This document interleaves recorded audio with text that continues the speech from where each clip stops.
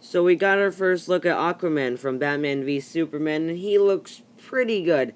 I mean, obviously they had to, make him darker and everything to fit this whole DC universe that Zack Snyder is creating. But as far as what I imagined a movie version of Aquaman looking, he looks pretty close. And as far as comic accuracy goes, he definitely represents the 90s Aquaman.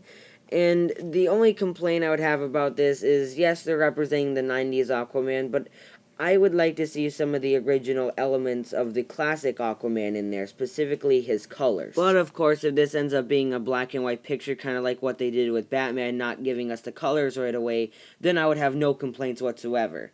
But for right now, I would like to see some of the classic colors of Aquaman in there. So not only do you represent the 90s Aquaman, the classic Aquaman, and it's still being your own Aquaman. So like everything Aquaman-ish. And just to give you guys a visualization of what's going on in my head of, what colors I'd want to go where, and just what I picture this Aquaman looking like with the colors on him. A fan released a colored version of that, so here's that right now.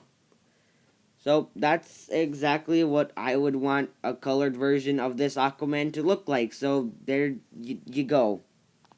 But overall, guys, I think this Aquaman looks awesome. I think he definitely fits in this darker universe. And like I said, if this just ends up being a black and white photo, then I would have no complaints whatsoever.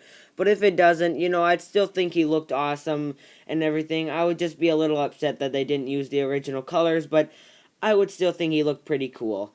But let me know what you guys think down in the comment section below. And thank you guys for watching, and later, guys.